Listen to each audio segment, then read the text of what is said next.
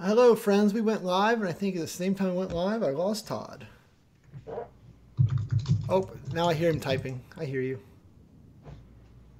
I think you need to be prepared for what happens if I go away today during the podcast. I think you are correct. I'm in the right chat room, yeah. How many other? No, don't answer that. Don't answer that. Yeah. Oh, I just got the "Did I lose you?" Is that from like 5 minutes ago? Oh yeah. No, I just typed it. Be... And so that reminds me, I'm going to be on vacation next week. I will not be around. Well, they can look forward to 45 minutes of nothing but PowerApps. Have I told you all how great PowerApps are? Sound like a damn Southern Baptist minister. You are healed with the power of PowerApps. I'm trying to find Twitter. You're over here. Oh. I have not gotten a thing in my life yet. Yeah, my internet connection is just unhappy. It is.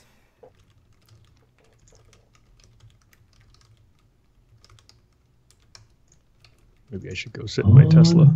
Happy. Oh, there you are. There I am. I'm streaming myself.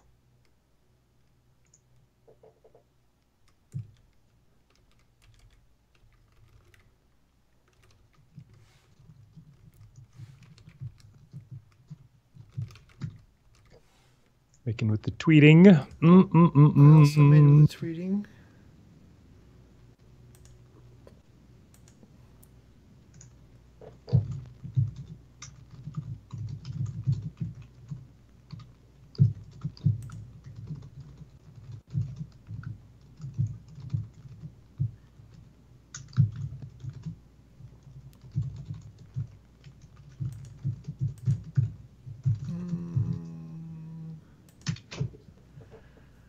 Okay.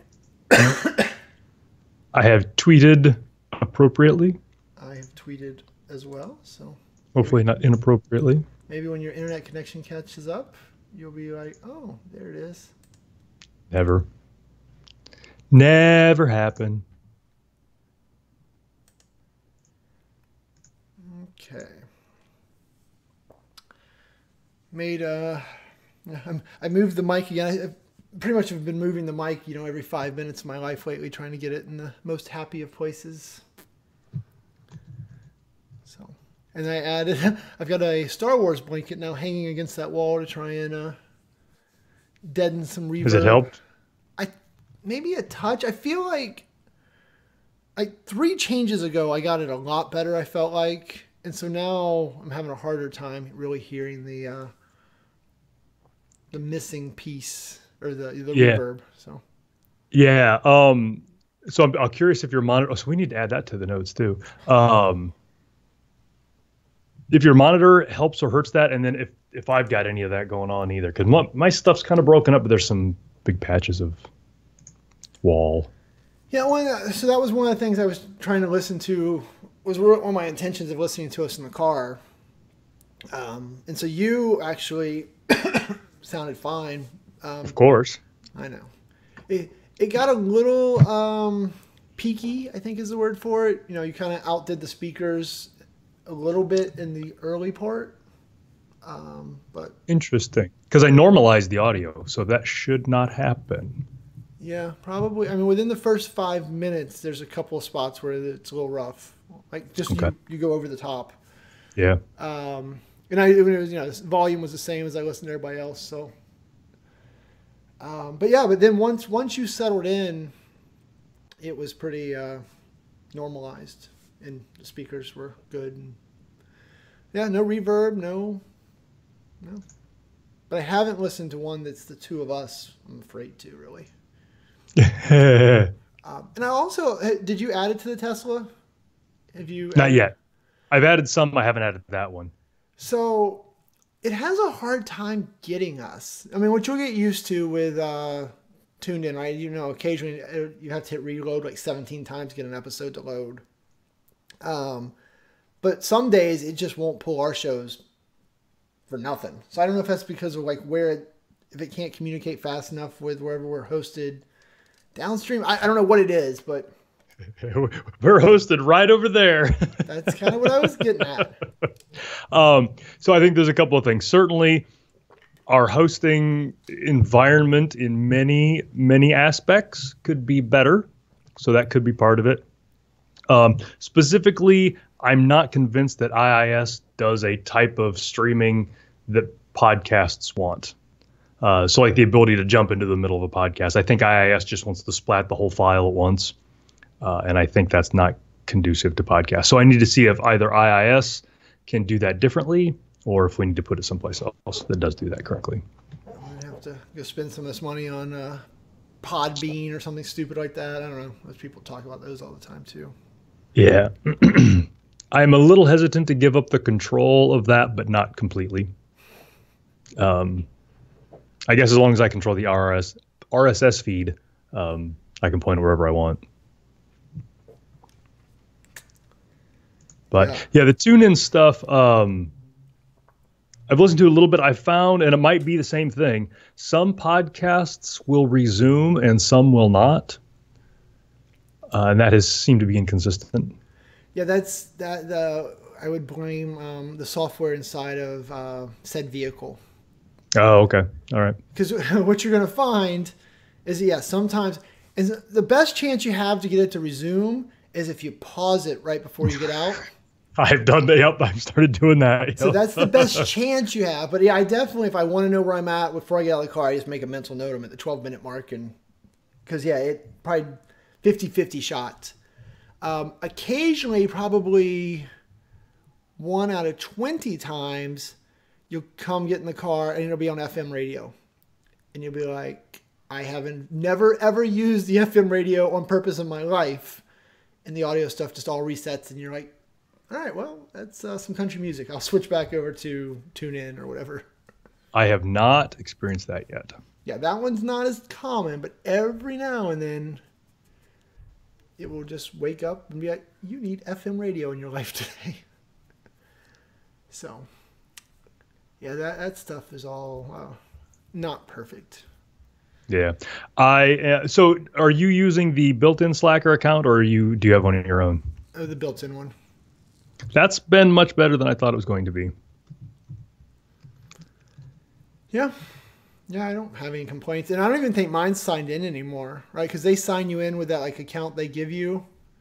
Yeah. I'm pretty sure mine unsigned in. I mean, it still works, but if I go to the one screen, it's like sign in. I'm like, with what? Well, so I think there is an account built in for your vehicle. That is how it all works and how you don't get ads and all that kind of stuff. But if you already have a Slacker account, then you can sign in with that Slacker account instead. Okay. Yeah. From what I understand. But from what I understand is that doesn't get you anything unless you have the super expensive Slacker one, the premium one. The Tesla one is like a hybrid of a couple of lower end ones. Gotcha. Which seems to be pretty good. Yeah, I haven't complained. I mean, ideally, I'd prefer if I could use Pandora instead, but that's a whole different conversation. Yep. I pay Pandora $5 a month or something like that. I pay Google for Google Play. Yeah. I'm coming around to the whole streaming thing. I was a late adopter on that. Yeah. But yeah, so be prepared for the radio to occasionally annoy you. Now the kids press the button and say, play the Gummy Bear song, and then it goes and gets that. I have not done any of the voice stuff yet. The only thing I know how to do with the voice is play and then, and call. So call Nicola, it figures that out. So it's pretty good. But the play, play and then it just goes and hunts down the song you want, usually.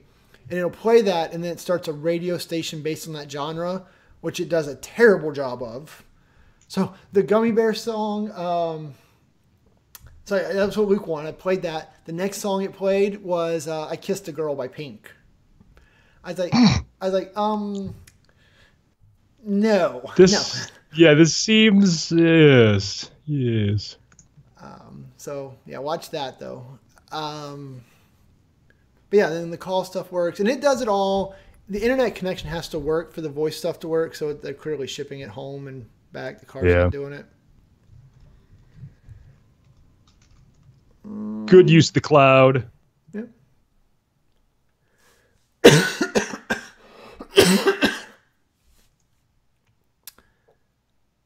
Oh, by Kate. Sorry, Lori. By Katy Perry. Pink. They're all the same person. There's also one by Jill Sobel from the '90s too, or something. It's a good little fun song. I just, reminds me of my 20s. That's where the show ends here, but I have no idea what you're talking about. That I no illusion whatsoever. I don't exactly.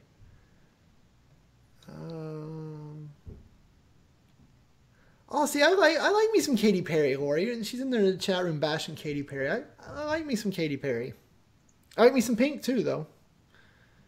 And I have no taste in music, so who cares? He doesn't. That's true. Some Katy Perry doesn't bother me. Pink on the surface doesn't bother me, but I don't know if any of her songs have grabbed my attention. My wife filling out my calendar. That's so much fun. One of the many services she provides. She does. Tell you what, people, PowerApps is booming. PowerApps is booming.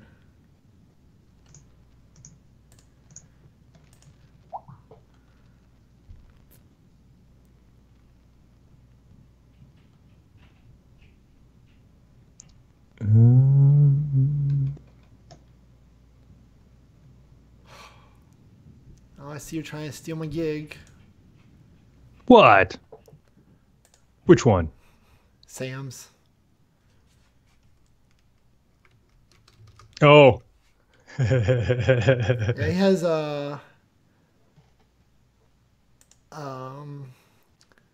he has me budgeted for 4 a month, and currently can barely write 2 right on the last day of the month. I realize I need to do better, but it is tough. Yeah. My employment situation has changed since he and I talked about that last time, so it's a different thing now. Yep. But I think there's more than enough pie for the both of us. Yeah, you're welcome to write SharePoint articles. Then you'll get to find out how much he pays for them, and then you'll be like, wait, now I see why you don't want to spend 7 hours to write this article. Oh, yeah. That's part of the problem, right? Is I write better pieces than he has budgeted for. I want to write like a full detailed thing. He wants to pay for a paragraph on X or Y, which I guess I should do, but I don't like to write those. I want to write stuff that I can be proud of. Proud of's the wrong word. The meaty stuff that people can use. Yep. I'm not above writing non-meaty stuff. I have no self-respect, so it's all good. No concerns whatsoever. Okay. Oh, I got to do a thing there. I think Lori's getting a little worked up over Pink. So yeah, I think she abs, like she might need a minute alone now. Yeah, it's just yeah. Yeah, I can't tell that story there. Never mind. No. Sounds like an After Dark sort of thing. Yeah, remind me to tell you a story about Dave Matthews. It's not about me. It's a coworker. It's about a friend. Understand completely. I read you loud and clear. It's 11:01. Oops. Do we need to do the thing with the thing? I mean, this is right. I feel like we started the show 15 minutes ago. This is all we're going to do the show. Yep. Okay. Mm-hmm. I assume we're good with whatever's over there on the list. I think so. Yeah. We have to be now. Do we have to do that though? Because I don't know that I can. I don't like that. where my camera's pointed right now. The triggers. I don't know that I can do that. Hold on. Oh, that made it worse. Oh, whatever. Go on. Oh, you are horrible. I am. do what you gotta do. I'll sit here. I got rid of the old bras and made it into nothing. No, bull zebras. All right. So I think we are good to go. I assume that Lori is ready to go, as she is always ready to go. We are the weak links in this. There is no doubt about that. Lori could get better people to produce for. Absolutely, absolutely. But we'll do the clapper substitute and show Mario in his full counting down. 3, 2, 1.5, 1. Good morning, everybody, and welcome to Todd and Shane's Cloudy Podcast number 394, recorded live Wednesday, June 20th, 2018. And this has been an interesting week. So you were off a week and I was off for a week and then we were together and now we're together again and I'm going to be gone next week. I'm going to be vacationing.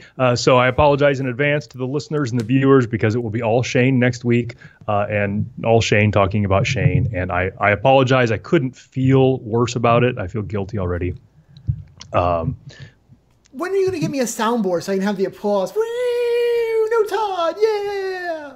So, months ago, Shane recommended to me that I listen to the podcast. This podcast has fleas with my kids. It was hysterical. It was every bit as great as he led me to believe that it would be. But one of the characters, Jones the cat, has the soundboard. And I've never really wanted a soundboard until I saw how Jones the cat utilized it.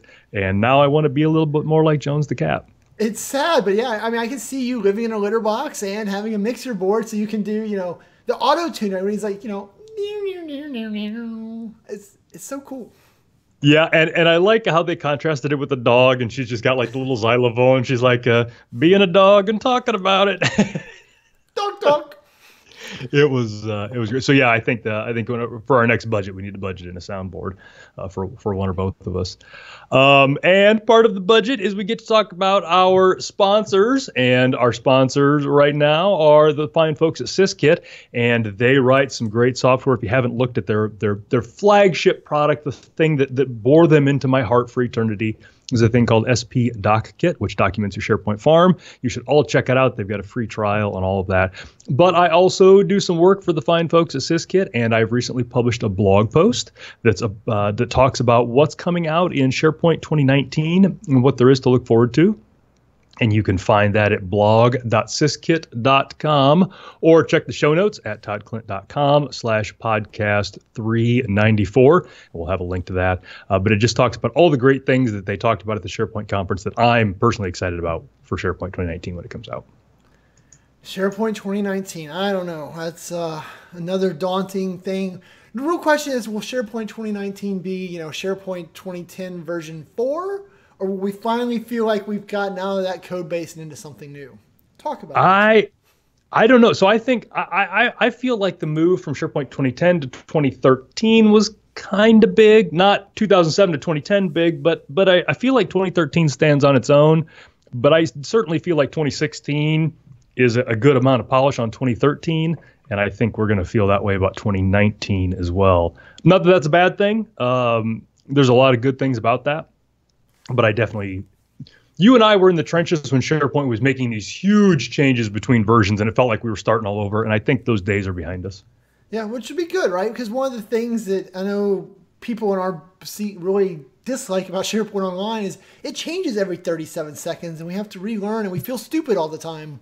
And so hopefully, yeah, if the 2016 and 2019 is another incremental change, we won't have to feel dumb. But I mean, I know that's kind of natural for you, so maybe. Yeah, I get used to that. So that's water's wet, that's like the whole, have you ever had that time when you wish everybody would just do what you want? Well, yeah, that's just being me. So yeah, feeling dumb most of the time. Yeah, that's just being me. That's just how it is.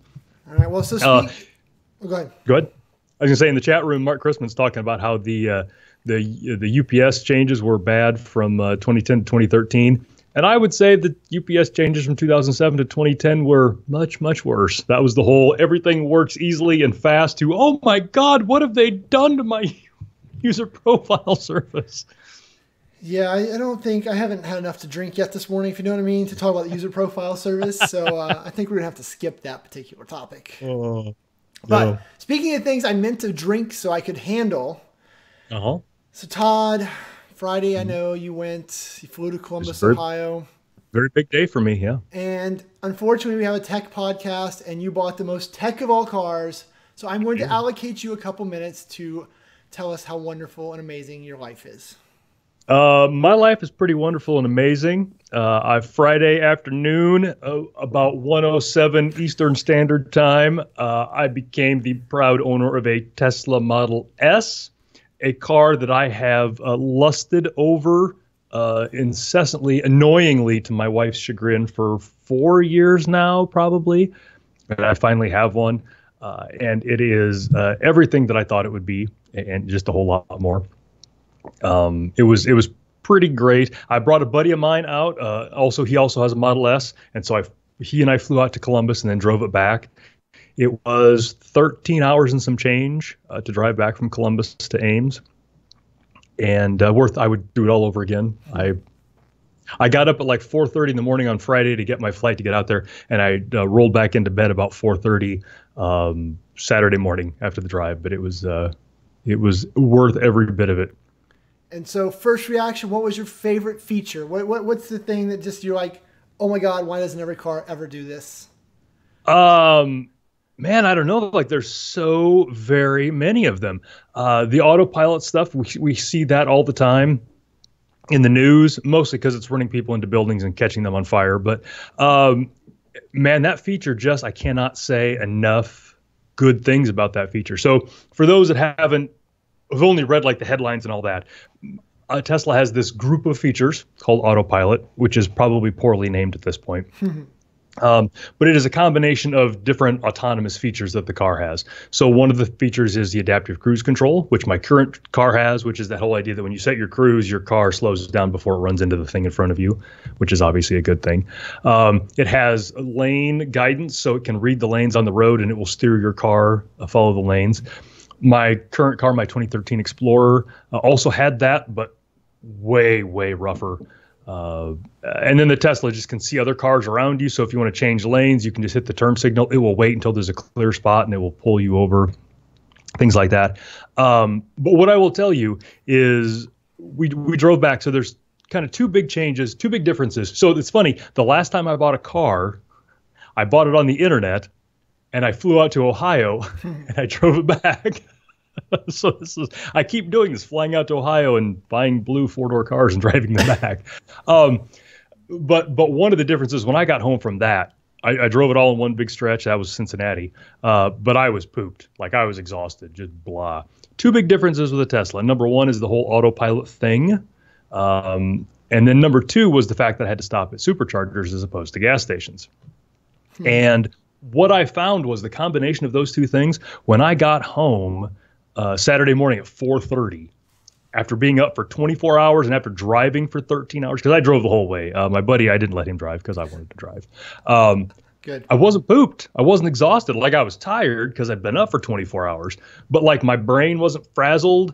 I was just, I just needed to catch a nap. And I think there's two things that come from that. Number one, with the autopilot things, it's just not as crushing mentally to drive, because the car is paying attention to a bunch of things. You still have to pay attention. There's been a couple of times with the autopilot stuff that I had to like keep it from hitting cones on the road, things like that. So you can't just nod off and take a nap. But it's just not as, like, your brain is just not constantly staring and trying to keep things from killing you.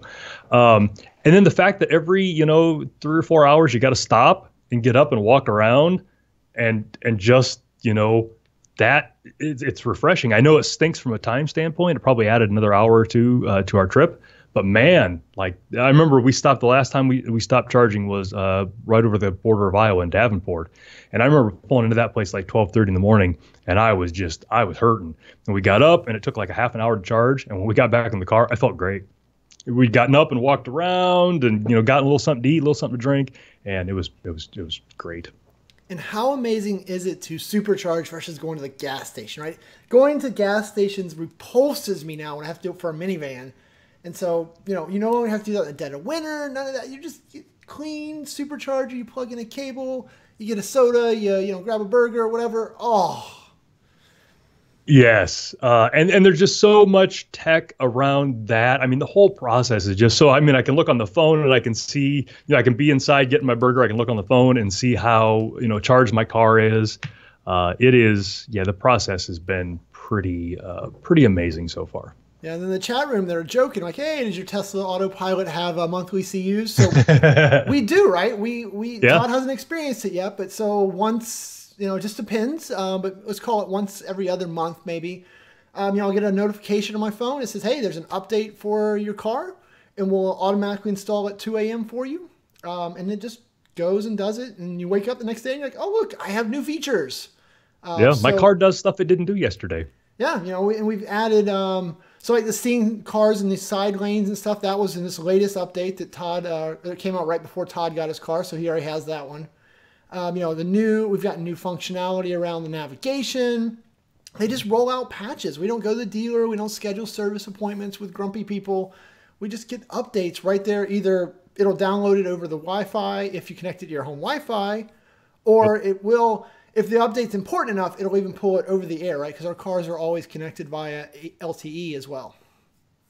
Yeah, and that's the fact that my car connects to my home Wi-Fi is kind of cool. I've got a Raspberry Pi thing that has like a family dashboard on it. It's got our schedule and all that kind of stuff on it. But one of the things that it has is a little widget that tells who all's home.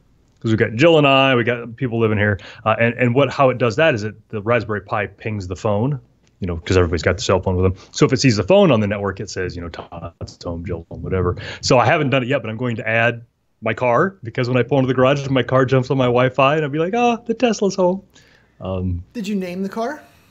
I have not yet named the car because I have not yet found a name worthy of the car yet. I haven't found one clever or pithy enough to give it a name yet. Yeah, it's a weird thing about a Tesla, right? Is one of the welcome screens like, "Hey, give me a name," and so you feel obligated to name your car. I've never named a car before, but now I felt obligated to name my car. Yeah, I hear that Bodie McBoatface is already taken, so I can't name it that. That one's already. And so Mark in the chat room is talking about that. You don't have to name the car. I have not named the car yet, but you can name the car and then it shows up in all the interfaces. It is, the supercharging stuff, I can't charge it at home yet. Well, I can, but I have to charge it over the 110, 15 amp, which is excruciatingly slow. Yes. But hopefully we'll be getting that fixed here in the next week or two.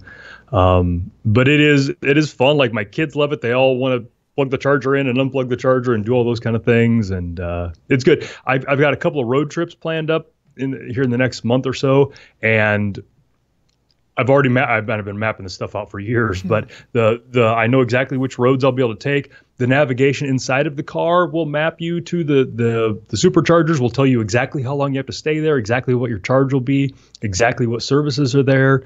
It will tell you real time how busy the charger is. It's just, man, the technology is just insane. Yeah.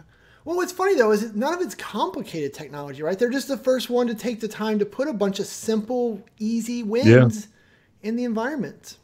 Yep, just to hook a bunch of things together that were already there, to just plug them together and yeah. Now, do your kids, have you, so with my kids, when we get in the car, we call it turbo boost, right? When we're at a stoplight and I'll just lay into it and, pin them to the back of their seats. The kids are big fans of that. Yeah, my kids love the acceleration. I've tried not to be that guy that does that to everybody, but man, I really like being that guy. And so the folks one thing I will tell you is if you've got a Tesla showroom in your area, or if you're going to go to someplace that has a Tesla showroom, go to Tesla.com and schedule a test drive. And I know what you're saying. You're saying, I will never buy a Tesla. They're too expensive.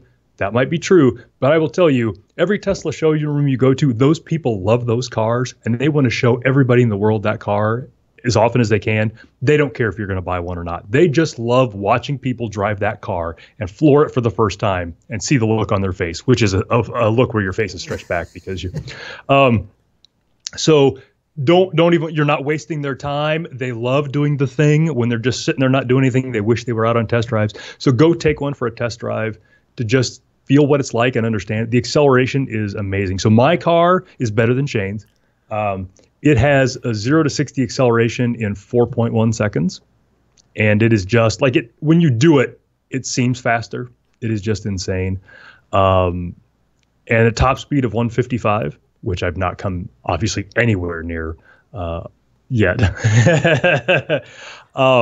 But yeah, it is just, and the funny thing is, like, you do the 0 to 60 stuff, and you're used to a regular, regular internal combustion car. And I've got the Trans Am. It's got pretty decent acceleration, but when you floor it, three things happen. Number one, there's just a little bit of lag. Like, there's just a little bit of time between when you decide to floor it and you have to prepare yourself for that. Number two, it gets super loud when that happens. So anybody else who's in the car who didn't know you were going to do it gets a little thing. And number three, like there's physical shaking. There's just like your body knows something's going to happen. In the Tesla, when you floor it, I swear to God, sometimes before I've even hit the back of the firewall with my foot, we're going Mach 2, and it is just insane. Yeah, right. Because there's no, like you said, there's no lag, there's no lead up to it. It just goes, and the 0 to 60 in 4.1 or 4.2 in my case is misleading, right? Because the 0 to 30 time is like 1 second, right? I mean, it is slowing down the acceleration pace as we approach 60. So the way that I explain it to people, right, is any of the Teslas that are all-wheel drive, stoplight to stoplight, there's just literally nothing faster. I mean, you can talk about $1 million Lamborghinis and stuff and how they might, but I'm going to tell you from stoplight to the speed limit, you're going to beat anything. And the reason is to, launch that Lamborghini, right? You got to do like a 37-step process, and it still has that initial, you're already gone, right? It'll catch you and it'll blow you away in the long run. Don't get me wrong. But from 0 to that speed limit, you are just going to make that poor guy in his $1 million car look silly. Coming home from dinner on Friday, right? So it's me, the wife, and Luke's in the backseat, my youngest, and I'm just hanging out, talking to Luke about something dumb, and this lowered Mustang with big exhaust, right? It was a brand new one. I mean, it was probably a 400 horsepower, worked up Mustang. He's like, whatever, right? The light turns green. You hear the brrr. After I hear the brrr, I was like, okay, smashed it. I was just gone, right? And he finally catches up, and he won't pass me, right? He does the whole when we were kids, he's sitting way behind me. I'm like, dude, I had a conversation with my kid. I just pressed this pedal that you call it gas pedal. We just call it the go pedal. I just touched it. I didn't have to think. I didn't have to rev my engine and do. Oh, it was hilarious. The wife yelled at me, but I didn't speed. I didn't do nothing. I just hit the pedal, went to 45 miles an hour instantly. Yeah, and the other thing about that is everybody gets wrapped up in the whole 0 to 60 or the stoplight to stoplight stuff because it's amazing.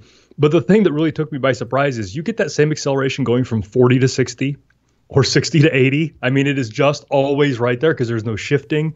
And so when I was driving back, I missed an exit. I was just not paying attention, talking to my buddy, and I was in the process of missing an exit. And I'm like, oh my God. And there's a bunch of cars. And I'm like, so I'm used to driving a regular car. And I was thinking, I'm not going to make it. And my buddy's like, floor it. And so I dropped the hammer. I mean, we were doing 65, 70 at the time. I dropped the hammer. The next thing I'm doing 90, got in front of the car, took the exit to the interstate. And I'm like, thanks, Elon. I mean, there's just things that would not have been possible. It is a lot of fun. Mark, Dan Christian in the chat room is talking about how he's got somebody else that he knows that has a Tesla. It's always talking about it. Yeah, we Tesla owners are an obnoxious lot. It is so sorry about that. We're happy to talk about them. Probably a little too happy. So I will say one thing. So I love a bunch of things, and we could do a podcast on all the great things about Teslas. But I do know that there's one thing that I find almost unforgivably bad about the Tesla. And I'm curious, what is your number one complaint about the Tesla? And you might not have hit it yet. I don't have one? I mean, I'm sure I have little complaints, but no, nothing. No, I don't have a big one. My biggest complaint is the web browser. So the 17-inch. Well, so you roll your eyes at me. So the screen that has all the info stuff also has a web browser. Clearly, you don't want to be, cruising, any of your favorite websites while you're driving. But it is, I think for the most part unusable. Like I think there is just nothing that you can do with it. And again, you shouldn't be browsing the web when you're driving your car. I totally get that. But there was a couple of times when I was like, oh, I wonder what the weather's going to be like, whatever. Like I can't even bring up like weather.com to see whatever's going on there. There was a time when I was fine coming back, but my buddy was talking about some of the other charging networks, PlugShare, ChargePoint, Blink, some of those. And he was trying to bring one of those web pages up to see if there was any chargers nearby. None of that will come up. I mean, the web browser is just useless. So I guess I knew. So yeah, I don't even consider it a feature in the car. It's unusable. Yeah. So I just use the browser on my phone. Yeah. But yeah, it's a valid complaint. But I guess for me, it was just, it's so unusable that I just don't even think it was an actual feature of the car. Yeah. And so I guess I can think of some very legitimate uses for the browser in your car. And this is not up to snuff on any of them, which is unfortunate because I can see some things. Yeah. But that's really been my only complaint so far. I'm getting used to the cup holders and the storage and all that. I think my Explorer had more storage, so I just need to get used to what goes where in the Tesla. But small price to pay. Yeah, the little the thing in the bottom. So the car's got pretty good for cup holders, right? So because the adjustable ones there in the center console work pretty well. But you're right. Yep. It's missing. What's really missing, the big complaint is door pockets. I really just want a door pocket. That's a big complaint of mine. Yeah. Yep. So speaking of that giant monitor, we'll switch subjects here, and we'll talk about this glorious thing.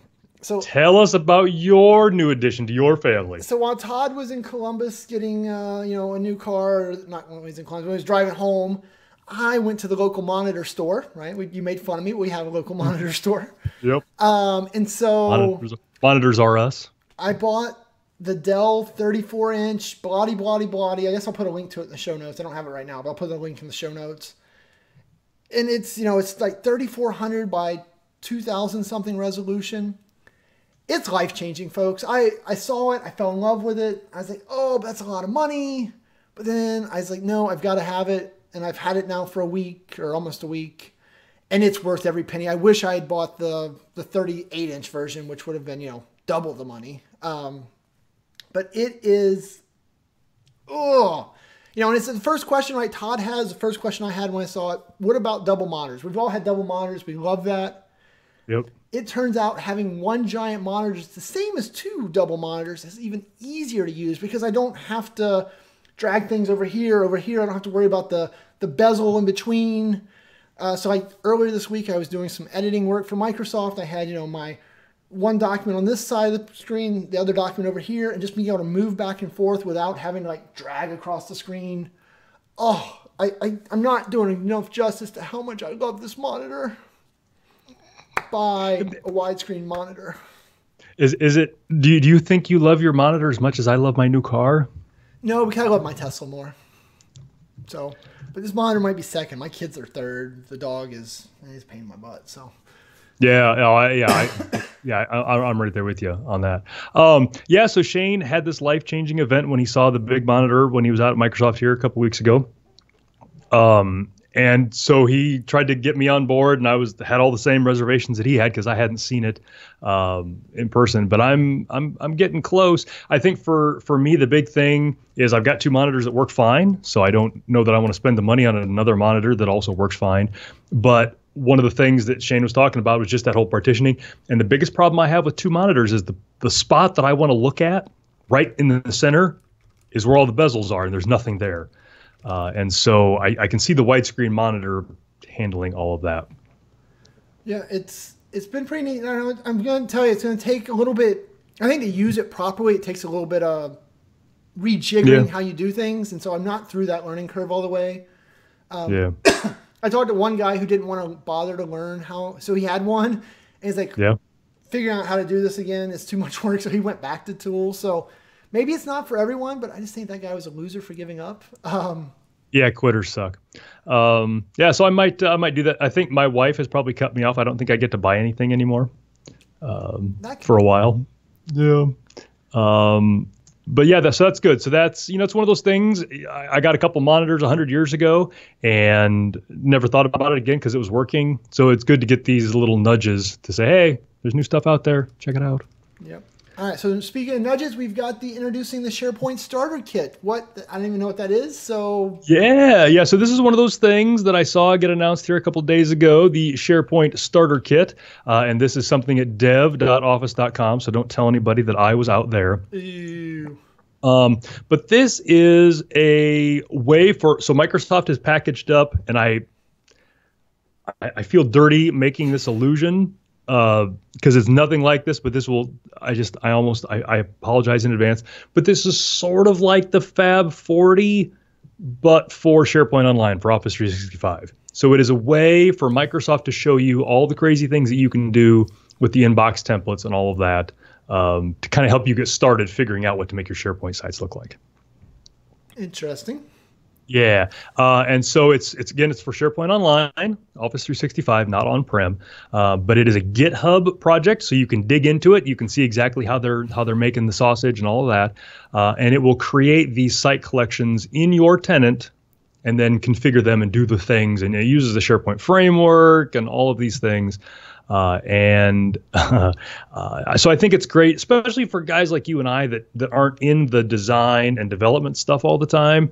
And so we hear about things, but we don't actually play with them and make them happen. So it's good for us to see what can actually be done with the product these days. So I kind of like that. And in the chat room, Mark Chrisman is saying, since I mentioned the F word, I should rinse my mouth out with the soap, the lava soap, because I said the bad thing. Yeah, and I really struggle, right? So the Fab 40 really, really hurt us all, right? Anyone who's done it, we've talked about it ad nauseum. We won't do it again.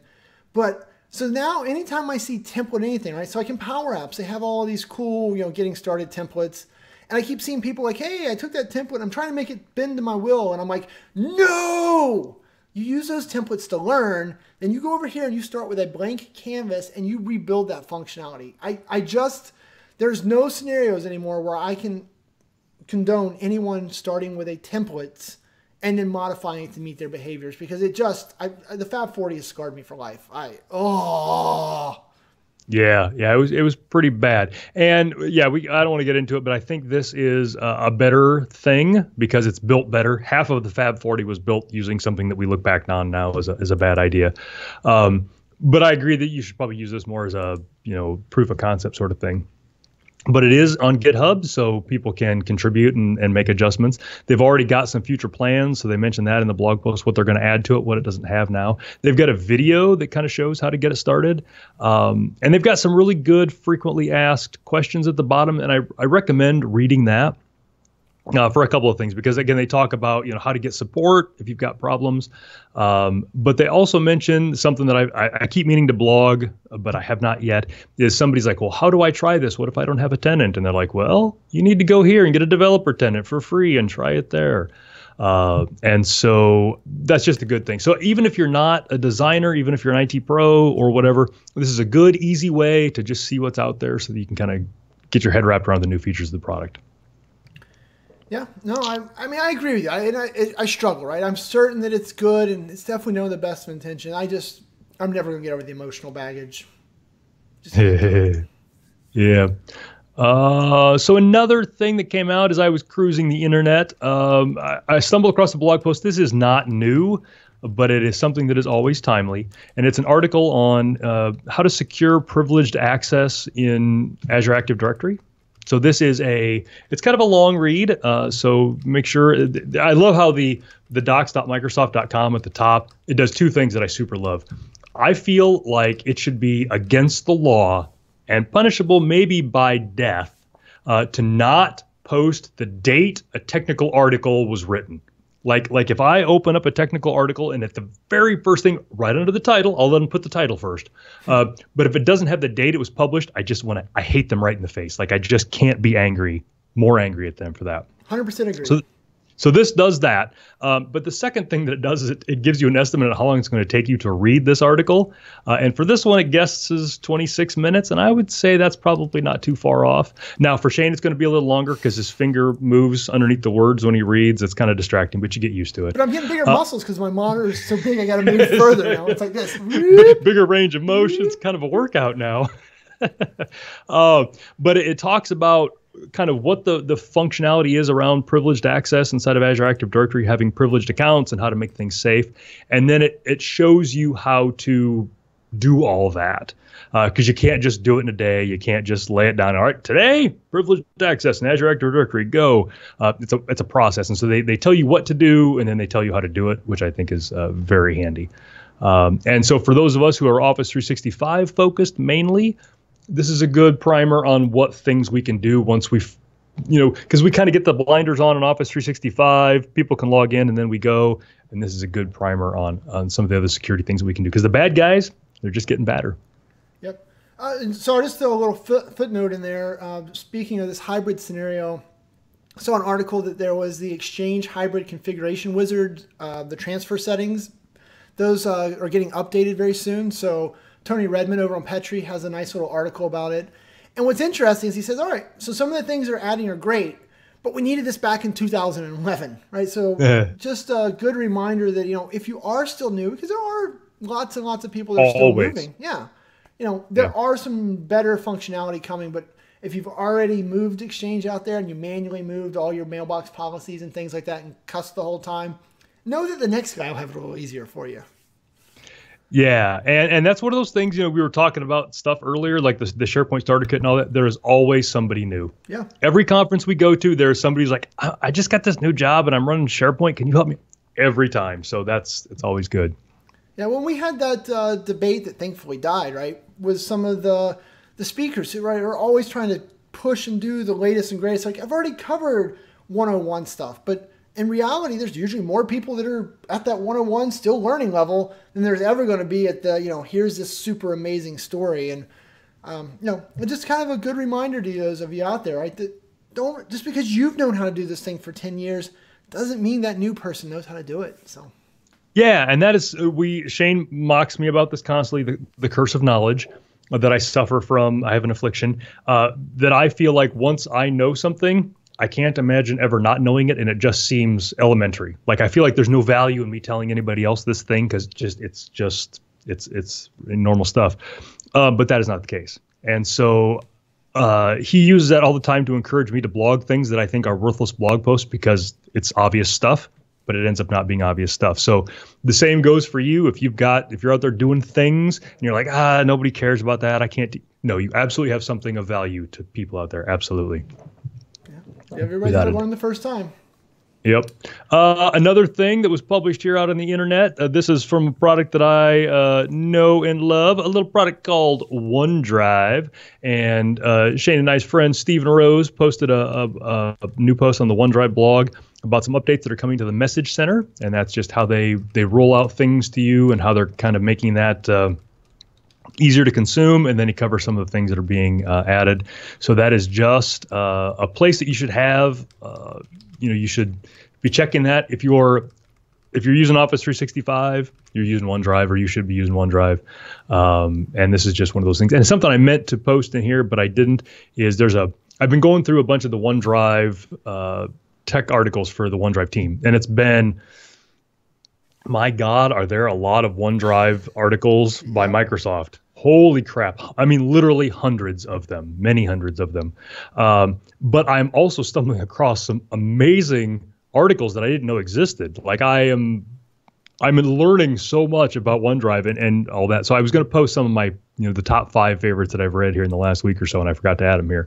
But there's just great functionality out there. So make sure that you follow that. But Steven's got some good stuff. Following him on Twitter, it's all good stuff. Yeah, that reminds me, folks, maybe you can help me encourage Mr. Todd Clint, right? I want him to go back out there and start making YouTube videos on getting started with OneDrive and do that 101 content. I think it would blow up on YouTube. It'd make him almost as popular as me. Oh my goodness, I can't even begin to imagine that level of success and notoriety. But that's, it's the same story, right? Todd and I, we fight about this all the time. He wants to make cool stuff. And I'm like, Todd, go teach people how to click the button that says, create your OneDrive for the first time. Oh, it's been done. Yay, now get started. Because that's the stuff we need. Yeah, I should probably do that. Yeah, good stuff. So you had you added G. Tell the folks about G. Oh, I assume you'd already seen that. I've seen some of them, yeah. Yeah, right. So we all know that the good old EU gave us GDPR, and we all cursed and cried about it. Most of us ignored it. Whatever. Do what you want. But apparently they have not made enough people sad, right? Because that only really made businesses sad. So now what the EU is working on is how to make everyone else on the internet sad. And what they're doing is they are going to pass some laws that ban memes. All right, maybe that's not actually the name of the law. But what they're doing is they're trying to do, and it sounds like it's going to pass. So they're going to make laws that put the onus on Microsoft, Google, Facebook, those type of companies to scan all the content before it's uploaded to make sure that they're not stealing, copyrighted images or private, or not private, but, things essentially that, big lobbyist groups want to make sure their IP is being protected. And so before you can upload that meme of, your favorite Star Wars character saying the Force will be with you, Todd, they're going to be like, oh, that's a copyright violation. It's been blocked. And it's just going to destroy all of our meme game. And I'm as a guy who speaks on memes mostly on Twitter, it is really disturbing to me that the EU is going to try and do this based on a bunch of lobbyists. Ugh. Yeah, and I think I agree. Jonathan Mast in the chat room, he just likes to cause trouble. Nobody likes him. He is a big fan of GDPR, but again, I think it's just because he's a bad person. But I agree that this part of GDPR seems kind of bad because a lot of that stuff is covered under parity, at least in the United States. There's laws. There are defenses against copyright infringement around parity. And so there's some of that you can get on. Now, I will say that when I first was scanning the notes and you had the GDPR and you said first GDPR, now memes, I was thinking it was the first memes about GDPR. And I will say the internet absolutely delivered when it came to memes about GDPR. I don't know how many times I had tears in my eyes looking at memes that were situations that had the phrase, we just wanted to let you know we've updated our privacy settings. I mean, like people stranded on desert islands opening up a bottle with a note in it, and the note is, we've updated our privacy settings. I mean, the memes around GDPR were amazing. Loved it. Yeah, I mean, who doesn't like like a good meme? And Mark pointed out that one of the other things that could potentially be used, so there's a bunch of privacy people that are worried that they're just going to use this to catalog the internet and know all the things about us, whatever, they don't know everything about us. But it could also then start saying, so I could go and register my face and say, hey, my face belongs to me. And so if you take a vacation photo and I just happen to be in the background making a mad face because you're smiling and happy, I can be like, no, I want that photo taken off the internet because it includes my copyrighted face. So imagine the scenarios now where, a bunch of things that are public are no longer public. But how would the law even work there, right? Because last I checked, you're allowed to take pictures and not. Well, so this brings up an interesting thing. Exactly the thing that you talked about. It is illegal to take certain pictures of the Eiffel Tower. So the look on your face, and for those of you who are listening to the audio only thing, he had the whole dog with the ear sticking up thing. The Eiffel Tower, obviously a big landmark that is visible from many miles inside of Paris. There are situations where it is illegal to take pictures of the Eiffel Tower. Not the Eiffel Tower itself, because of all the things that you said, there's no expectation of privacy and all that. But apparently with French or EU law or however it is, the people who put the lights on the Eiffel Tower were able to copyright the lights and the light shows on the Eiffel Tower. And so if you take a picture of the Eiffel Tower at night when the lights are on, it is in violation of French copyright law. Now, from what I've understood, those people have never chased that down. Like, it just happens to be illegal. They're not trying to exploit it. They didn't do it to get, but it's just one of those examples of like, how can it be illegal to take a picture of the Eiffel Tower because of how the laws are? That is one of those things. So your face falls into that. You're like, how is it illegal for me to take a picture of my family boating just because Shane's ugly mug is in the background? So I'll be curious to see how that settles out. This type of stuff just drives me bonkers. It's like, leave the internet alone. But it's not going to happen. Right? And I'll bet you $1. I've not done the research, but I will bet you $1 that this is all being driven by, in the the recording associations, RIAA, MPAA. Yeah, one of those groups, right? At the end of the day, it's one of those groups that's trying to push it so they can have another avenue to collect a penny in their dying industries. Yeah. You're talking about the guy who didn't want to get the new monitor because it was a change in the system. Those are a great example of people that don't want to change, though the world has changed around them. Yeah, you're talking about people that should be shot for, not putting dates on technical articles. Those people need to be shot too, right? I mean, have you ever had like a screaming child who wanted to watch his Barney video and you got to watch 17 minutes of commercials on a DVD that you paid for? That is bad word to insert here. And the worst is Disney does it and they call it fast track. Yes, right? Those are the people that there should be laws against. But no, they have billions of dollars to lobby Congress. This poor dad who would get so mad at that, I don't have the money to go fight Congress over that, but such a scam. Ooh. Okay, sorry, we're going to a dark place now. All right, so we got a couple of minutes. We've got about 16 things left in the notes. Do you want to pick like your favorite two? Like H, pick a couple of things out of H. Yeah, we'll just do H, yep. Okay. So PowerApps videos. Today, right, the most important one was released last night. It's going viral, folks. Watch it before it goes so you can tell your friends you know where you were when you saw it. I have finally conquered repeating tables in PowerApps. So this is one of those things everyone asks, right? Because we all did repeating tables in InfoPath. For the longest time, there was not a good way to do it in PowerApps. There was these less than ideal scenario ways that people had came up to do them, and they were used and such. But I have finally made repeating tables that actually work the way that you want, where a user doing data entry can tab between all the fields, so you can do it all with keyboard. You can do inline editing and deleting, modifying. Oh, it has taken me months.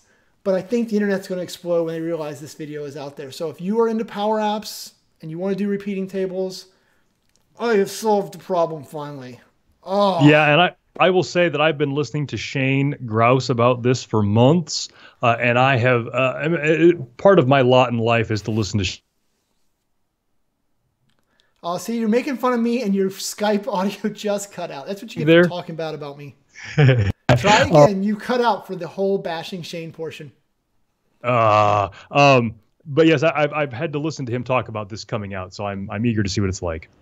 Yeah, it's pretty fun. The problem was I solved it a while ago, but there was a bug with the way tabs work, and so I covered it in the video. But Microsoft fixed the bug. They never admitted it was a bug. It was working as designed that now works as designed differently, the way I needed it to work. So I've got that. I did one on a random function in PowerShell. We've done get rand forever to or get random to do different things we want to do, and so PowerApps doesn't have one, so I made my own because sometimes I want random text. And then there's a bunch of inline code commenting stuff that they just released. It's another new feature, so there's a video covering that. So lots of fun in the PowerApp space. I don't know if you guys know this, but I love PowerApps. So check all that out. Let me know what you think about the repeating tables, because I think that I finally have scratched all the itches, all the complaints from the InfoPath users. But if I haven't, tell me so I can make another video. So, all right. And I think on that note, I'll let you jump into the community corner. All right. We have many community events. Hopefully my internet connection will be... So Shane and I were troubleshooting this. For whatever reason, Shane, the problem that I'm having is my desktop is using wireless and not wired like it normally does, which is why it's doing what it's doing. But for the community corner, you can, if you want to meet Dan Christian in person, and he's a delightful human. I've met him. Didn't offend me even a little. Probably like him more than I like Shane. You can meet him at SharePoint Saturday Charlotte on August 11th. And they will be doing all kinds of SharePoint things. I have something going on at 11 on my phones are blowing up here. And then October 20th is SharePoint Saturday New England, and that is in Burlington, Massachusetts. You can check the show notes and find out about all of that, how to get tickets to those and go to those events. Also, if you are a community person and have a SharePoint event that you would like us to talk about, let us know, preferably the free ones, the community ones, but give us a shout, and we'd love to talk to you about it. And then for the non-free ones, Shane, why don't you tell us about the first one here? July 22nd to 24th, I get to meet Dan Christian in person, right? Folks, I'm spending lots of money to go meet Dan. But Dan and I will both be speaking at the Business Application Summit out in Redmond. So that's a conference dedicated to PowerApps. Woohoo! I need a bell for that, right? If I have my mixer board. Ding! PowerApps, Power BI, Excel, Dynamics. So kind of that whole suite of citizen developer stuff. There's a summit all about that. So pretty excited to be part of that and to get to meet Dan. So that'll be awesome. Have you not met Dan yet? You've not been in the same place with him? No, Dan and I have, we chat on the Twitters all the time. Dan sends me hate mail and things like that. It says I stink and I'm not as good looking as I should be, which I agree with. Yes and yes. Yeah. But no, I've not got to shake his hand yet. So I'm looking forward to that. And then in August, Shane and I and Lori and everybody else will be at SP TechCon in Boston. You can go to sptechcon.com and sign up for that. And that is August 26th through the 29th. Shane and I will be doing some cloudy things, SharePoint, Office 365, PowerShell things. And then I'm going to be tagging along. Shane's doing an all-day PowerApps session, and I'll be tagging along with that. So please come visit us out in Boston. Oh, that will be a good time. I'm looking forward to it. All right. So I think that is everything for this week. I'm going to go kick my computer in the head and get it to go back on wired internet. That should be nice. It seems like a thing you should do here in the modern ages, but who am I? As of yesterday, I was doing it. It seemed like a good thing. So thanks to everybody. If you want to reach out to us, you can hit me up on Twitter at Todd Clint or email me todd@toddclint.com. As always, the show is on at toddclint.com/netcast. Shane, how can the fine folks get a hold of you? Twitter at Shane's Cows or email shane@powerapps911.com. Send me your stuff. Send me your things. Send me a fund to pay for my little ding PowerApps bell. There you go. You start a GoFundMe for that. All right, everybody. Chat room will stick around for a minute, but we will see everybody else next week. And again, I will not be here next week. I apologize in advance, listeners. It'll all be Shane. Woohoo! Talk to you later. See you. All right. Yeah, I was looking through, looking at as I was trying to drown you out during some of this. And I noticed I had the little Wi-Fi thing in my taskbar, and it says no internet connection on my wired connection. And I don't know why. That's it's mad about the Tesla being on the network and all that. It's jealous, as it should be. I mean, but yeah, my hub is there. Everything's lit. It looks like I don't know what the hell's going on. Your token fell out of the cable. Got to go look at my token. All right, dude. I think I'm going to step away. I got to go pick the kids up at a thing. Good. We'll enjoy playing Mr. Nanny today, and I'll be here. All right, see you, man. Bye, chat room. Good job, Lori. Oh, he's gone. Just me now.